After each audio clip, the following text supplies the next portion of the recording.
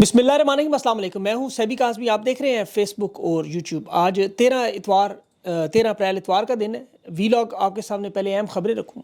آج کا بڑا اہم دن امریکی وفد کی محسن نقوی سے ملاقات، آرمی چیف سے، وزیر اعظم سے ملاقات، اور جو اوورسیز پاکستانیوں کا وفد ہے وہ کنونشن بھی جو 13 اور 14 کو شروع ہونا ہے وہ بھی شروع ہو چکا ہے۔ تحریک انصاف کا پولیٹیکل کمیٹی میں مادنی بل کو مؤخر کرنے کا 2 ٹوک فیصلہ، اور علی امین گنڈا پور سمیت تمام لوگ متفق ہیں۔ عمران خان سے ملاقاتوں کے حوالے سے 5 رکنی کمیٹی کا اعلان ہوا، اور مزاحمتی سیاست میں جنید اکبر، اس وقت خیبر پختونخوا میں ریلیاں جو ہے حویلیاں سے لے کے سارے بلوچستان تک معاملہ یہ بھی شروع ہوا ہے۔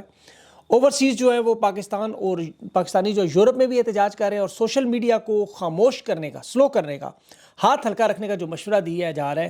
میرا ایک چھوٹا سا اس پہ پیغام ہوگا، بڑا ضرور، لیکن اس وی لاگ میں یہ جو 2 دھڑے بنے ہوئے ہیں جو کوشش کر رہے ہیں 2 مختلف سوچ رکھنے والے، وہ میں نے ان کی تفصیل آپ کو بتانی ہے کہ وہ خان کی رہائی کے لیے جو کوشش کر رہے ہیں اور جو مزاحمت، اس پہ آپ اپنی رائے کا اظہار خود کیجئے گا، لیکن سوشل میڈیا پہ آپ نے ہاتھ ہلکا نہیں رکھنا، یہ یاد رکھیے گا بس۔ موجودہ دور کے فیض احمد فراز یعنی احمد فرحاد کو بھی آج ایوارڈ ملنے کے لیے نامزدگی ہوگی، لیکن سب سے پہلے جو ملاقاتوں کا سلسلہ آج اسلام آباد میں 3 رکنی وفد محسن نقوی سے ملا، شہباز شریف سے، مریم نواز سے، آرمی چیف سے ملاقاتیں ہیں آج۔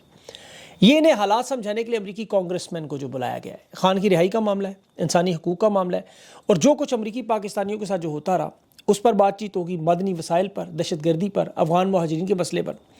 اس گفت و شنید میں امریکی کانگریس مین جو آئے ہوئے ہیں، اس کے بعد یہ فیصلہ کریں گے کہ خان کی رہائی پر کیا اقدامات لینے ہیں، اور اگر تو ان کی ملاقات دیکھیں تحریک انصاف کے وکلاء سے ہوتی ہے، خان کی فیملی سے ہوتی ہے، عمران خان سے اڈیالہ جیل میں ہوتے ہیں، تو پھر آپ کو یہ واضح انداز میں نظر آ جائے گا کہ خان کی رہائی پر واضح طور پر یہ ثالث بننے کے لیے تیار ہے۔ ابھی تو اس کا سب سے بڑا معاملہ یہ ہے کہ دباؤ ان کی طرف سے، اگر یہ ملاقات کر کے یورپی یونین کے وفد کی طرح، IMF کے وفد کی طرح، حالانکہ وہ 12 دن ابھی موجود ہیں، انویسٹیگیشن کریں، اگر یہ اسی طرح تفتیش کر کے اپنی 1-2-4 بیانات دے کے چلے جاتے ہیں، تو پھر آپ کو سمجھ آ جائے کہ پاکستان کی عوام کے پاس اب کوئی آپشن نہیں، انہوں نے خود ہی نکلنا ہے۔ اس وقت تو دیکھیں حکومت کے پاس بہت کچھ ہے ان کو دینے کے لیے۔ ابھی تک تو 3 سال جو پاکستانی امریکنز اوورسیز جو ہے پاکستانی یہ تمام ڈپلومیسی لابنگ کرتے رہے، ایڈوکیسی کرتے رہے، ان کی پوری کاوش تھی، اب تک ان کی بڑی محنت تھی جو پاکستان کی تاریخ میں کبھی نہیں ہوا۔ بڑے ہائی لیول پر انہوں نے جس طرح پاکستان کا یہ موقف عمران خان کا اور پاکستان کا یہ کیس مقدمہ لڑا، جس پر کروڑوں روپے حکومتیں خرچ کرتی تھی، فرمز کو ہائر کرتی تھی، لابنگز کو بنایا کرتی تھی برطانیہ میں، یورپ میں، امریکہ میں، لیکن یہ 1 کروڑ پاکستانی خصوصاً امریکہ برطانیہ میں یہ ڈاکٹرز گروپس ہیں، انہوں نے بڑی جان ماری اور محنت کی اور پوری ایک پچ تیار کی۔ یہ جو 13-14 کو جو آج ان کا ہو رہا ہے کنونشن، یہ پاکستانی عوام کے خرچے پر ان کو بلا کر یہ دکھانے کے لیے کہ جی ہمارے ساتھ بھی اوورسیز پاکستانی کھڑے ہیں، یہ اسی لابنگ کو توڑ ہے اس کا۔ سوال تو ان کو پوچھنا چاہیے 13 اور 14 کے آج پاکستانی آئے ہوئے ہیں اپریل کی کنونشن میں، کہ ہمیں آپ ووٹ کا حق کیوں نہیں دیتے؟ ہمیں آپ کہتے ہیں آپ بزرگ دفنانے آ جاتے ہیں، آپ کے وزیر اعلیٰ ٹک ٹاکر ہمیں تانے دیتی ہے کہ پیسے اپنے گھر والوں کو بھیجتے ہو۔ یہ پوچھیں سوال کہ ہمارے گھر والوں پر ظلم و ستم فستائیت کیوں کرتے جب ہم اپنا جمہوری حق مانتے ہیں؟ یہ ٹرانس نیشنل ریپریشن کے جو کیسز اقوام متحدہ تک پہنچے کیوں بنے یہ سارے کیسز؟ اوورسیز پاکستانیوں کو تو پوچھنا چاہیے معاف کیجیے گا۔ لیکن انہوں نے جو چناؤ کیا اس میں انہوں نے تمام لوگ جو لے کر آئے 13 اور 14 اپریل کے اس کنونشن میں، ان کی آپ پروفائل اٹھا کے دیکھیں، کوئی قابل ذکر کام نہیں، کوئی قابل ذکر خدمات پاکستان کے لیے۔ جو لوگ ساری زندگی کوئی پاکستان سے کوئی وزیر مشیر آ جائے اسے کھانا کھلانے، اسے ٹھہرانے، اسے ٹہلانے، اس میں ساری زندگی مصروف رہے، انہی لوگوں کو یہاں بلا لیا۔ اصل پاکستانی جنہوں نے پلوامہ پہ حملے پہ پابندیاں لگ رہی تھیں، یا پاکستان کا GSP+ سٹیٹس میں نام جا رہا تھا، یا FATF میں جا رہا تھا، یا پاکستان کی تجارت کے لیے، یا پاکستان کی صنعت کے لیے، ٹورزم کے لیے کوئی کام کیا، ان میں سے ایک بندہ بھی آپ کو یہاں نظر نہیں آئے گا۔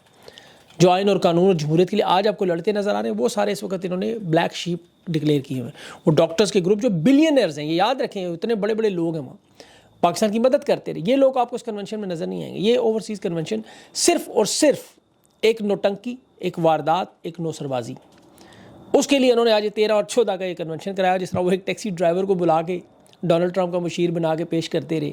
ابھی وہ گاڑیاں دھونے والے وہ 1000 ارب دینے کا دعویٰ کریں، محنت مزدوری کریں اپنی، لیکن یہ نوسربازی نہ کریں، نوٹنکی نہ کریں، یہ ڈبل شاٹ جیسے وارداتیں نہ کریں، یہ بہروپیے یہ سارے اکٹھے کر کے یہ واردات صرف آنکھوں میں دھول جھونکنا ہے، پتہ انہیں بھی ہے سارا کچھ، لیکن مجبوری ہے اب ان کی، کیونکہ غیر آئینی حکومت بنائی ہے، ظلم اور جبر سے بنائی ہے۔ اس پورے نظام کی حمایت میں ایسے ہی ضمیر فروش لوگ ملیں گے، اور تو کوئی نہیں ملے گا۔ اب تحریک انصاف کا دیکھیں معاملہ اس پورے سچویشن میں، سیاسی کمیٹی کا بڑا لمبا اجلاس ہوا، اس میں ایک تو عمران خان کی ملاقات ہے جو بڑا اہم معاملہ، 5 رکنی کمیٹی انہوں نے بنائی کہ جو منگل اور جمعرات کی ملاقاتوں کے نام لکھے گی اور اس کی منظوری پھر یہ عمران خان سے لیں گے۔ ابھی یہ 3 رکنی کمیٹی جو نام بھیجا کرے گی، بیرسٹر گور، سلمان اکرم راجہ اور انتظار پنجوتا، یہ جیل حکام کو لسٹ دیں گے، اور ان کے علاوہ جو نام دیے گئے ہوں گے اس کے علاوہ کوئی پارٹی کا بندہ خان سے نہیں ملے گا سوائے خیبر پختونخوا کے حکومتی عہدیدار، یعنی بیرسٹر سیف علی مین گنڈا پور یا اور تو ہر کوئی جاتا نہیں۔ یہ اسٹیبلشمنٹ کو ظاہر ہے پیغامات بھی لے کے جاتے ہیں، بات چیت بھی کرتے ہیں، خان کی رہائی کے لیے کوشش بھی کرتے ہیں، ان کے تعلقات بھی ہیں جو یہ سمجھتے ہیں مذاکرات سے معاملہ حل ہوگا۔ اب عمران خان کی رہائی کے لیے جو لوگ متحرک ہیں، جو رہا کروانا چاہتے ہیں، میری اس گروپ سے بھی بڑی تفصیل سے بات ہوئی، ان کا کیا موقف ہے میں آپ کے سامنے رکھتا ہوں، اور جو دوسرا گروپ ہے اس کی بھی۔ یہ جو رہائی کروانا چاہتے ہیں کہتے ہیں رجیم چینج آپریشن کے بعد عمران خان تو پورا سسٹم بدلنے کی جدوجہد کر رہے ہیں، 3 سال جو اس کے نتیجے میں ہوا وہ آپ کے لیے سامنے۔ یہ ان لوگوں کا کہنا ہے جی ہمارے سامنے راستے بند ہو گئے ہیں، مطلب خان کی رہائی کے جو حل ہے اس میں ایک تو یہ ہے نا کہ عوام لاکھوں کی صورت میں سڑکوں پر موجود ہو، بڑے بڑے دھرنے ہوں، لانگ مارچ ہوں، اور عوامی دباؤ میں خان کو رہا کرایا جائے۔ دوسرا، عمران خان کے جو کیسز عدالتوں میں جائیں، جس طرح پہلے چل رہے تھے انصاف پر فیصلے ہوتے، اسی طرح کے فیصلے ہوتے، عمران خان ان عدالتوں سے کیس لڑ کے رہا ہو جاتے۔ تیسرا، انٹرنیشنل دباؤ جو اس قدر ہو کہ اسٹیبلشمنٹ گھٹنوں پر آنے پر مجبور ہو، پرویز مشرف نے حکومت چھوڑی، ایوب خان نے حکومت چھوڑی، ضیاء الحق سے چھڑوائی گئی، یحییٰ خان سے چھڑوائی گئی، اس طرح جو موجودہ مارشل لا ہے اسے بھی ختم کیا جائے، اور یہ جو راستے اب ان کے لیے بند کیے گئے ہیں، عدالتیں 26ویں ترمیم کے بعد مکمل طور پر بند کر دی گئیں، خان کے کیسز بھی روک دیے گئے، ملاقاتیں بھی روک دی گئیں، عدلیہ کی بات ہی نہیں تسلیم کی جاتی، اب تو سیدھی سی بات عدلیہ کی بات ہی نہ مانے، جو مرضی کر لیں۔ اور پھر انٹرنیشنل دباؤ میں بھی یہ کہہ رہے ہیں کہ جب امریکہ ان کے پاس بہت کچھ ہے امریکہ کو پیش کرنے کے لیے، کبھی دہشت گرد پکڑ کے دے دو، کبھی معدنی وسائل دے دو، کبھی امریکہ کو آفر دے دو، کبھی جس طرح خلاف ورزیاں کرتے ہوئے یورپی یونین کا وفد آیا دیکھنے لیکن کلین چٹ دے گیا، IMF کا وفد آیا وہ کلین چٹ دے گا، اس طرح امریکی وفد بھی ان کو کلین چٹ دے دے گا، تو پھر ہمارے پاس کوئی آپشن نہیں رہے گی۔ ابھی تو دیکھیں ڈونلڈ ٹرمپ کا بیان ابھی کل پرسوں آپ نے سنا ہوگا، اس نے کہا تھا کچھ ممالک میرے نخرے اتنے اٹھا رہے ہیں کہ میری دم کو باقاعدہ چوم رہے ہیں، یہ اس کے الفاظ ہیں، میں بڑے محتاط انداز میں آپ کے سامنے پیش کر رہا ہوں۔ اس نے یہی کہا ہے کہ میری دم کو چومنے کے لیے بھی تیار ہے۔ اب ظاہر ہے اس میں سر فہرست یہی لوگ شامل ہیں جو انٹرنیشنل دباؤ ان پر نہ آئے۔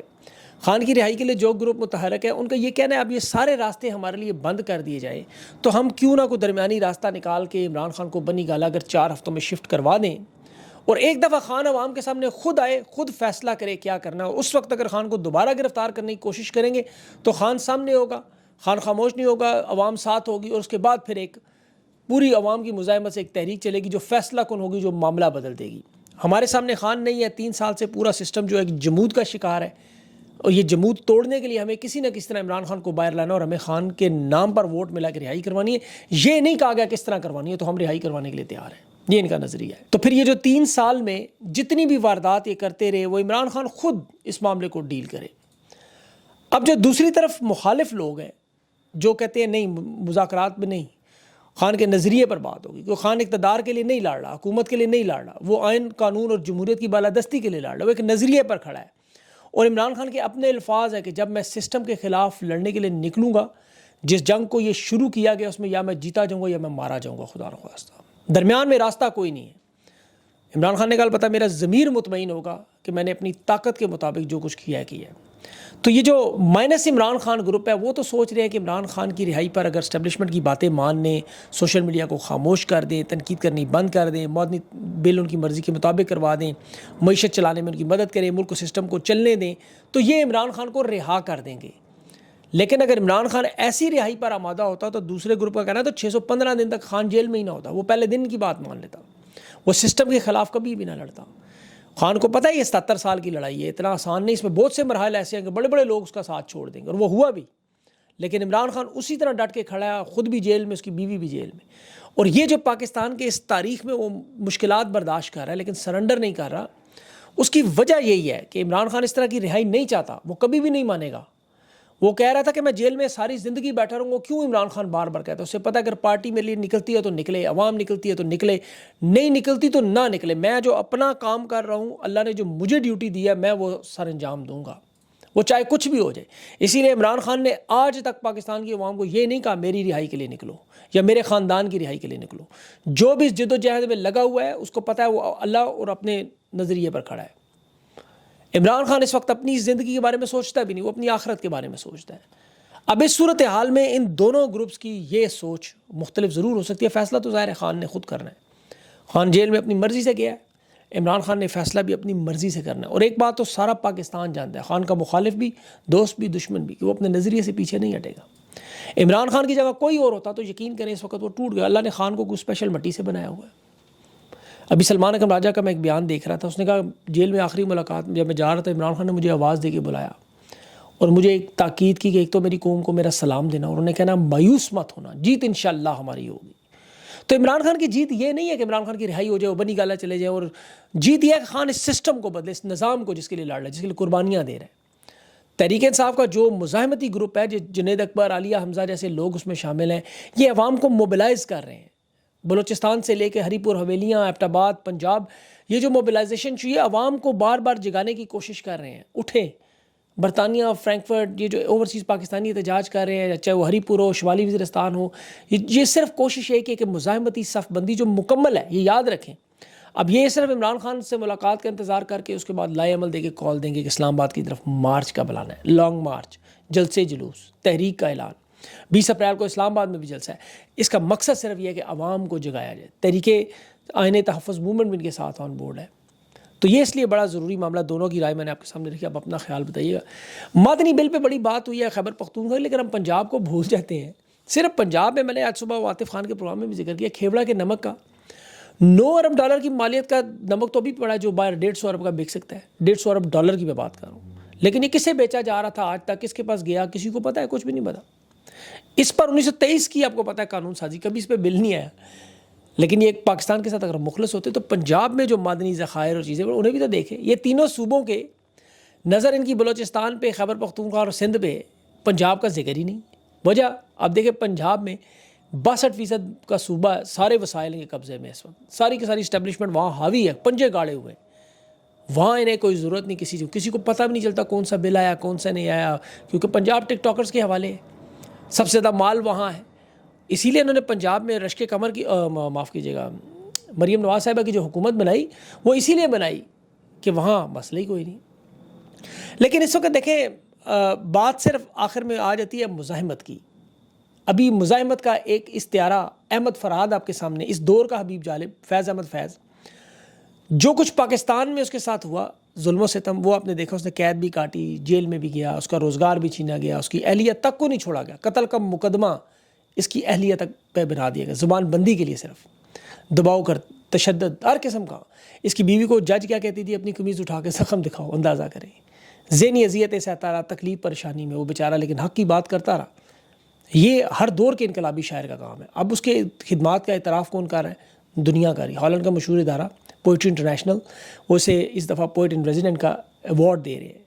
اور یہ نام کس نے آپ بھیجا؟ دیکھیں ایمنسٹی انٹرنیشنل نے بھیجا، انسانی حقوق کے حوالے سے دنیا کی سب سے بڑی تنظیم۔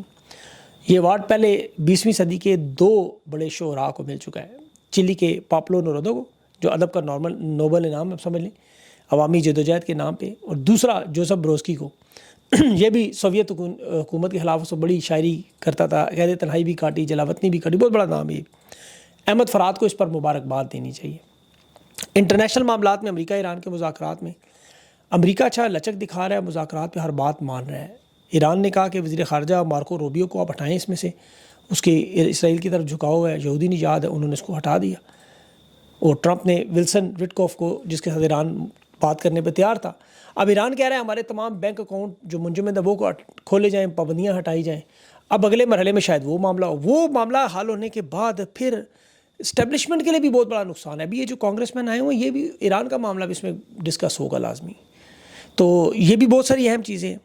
انشاءاللہ اگلے ویلاگ میں جو ہے کچھ مزید اور معلومات، تفصیلات ہیں، وہ بھی آپ کے سامنے رکھوں گا۔ آج ویسے بھی اتوار کا دن ہے، تو کوشش ہوگی کہ جنید اکبر سے میری بات ہوئی ہے اور ان کے ساتھ اور عالیہ حمزہ دونوں اگر اکٹھے آ جائیں انٹرویو میں، تو انشاءاللہ وہ آپ ضرور دیکھیے گا کہ مزاحمتی تحریک انصاف کس طرح آگے چلائے گی، اس پہ ان سے بات کریں گے۔ اپنا خیال رکھیں، مجھے اجازت دیں، اللہ حافظ۔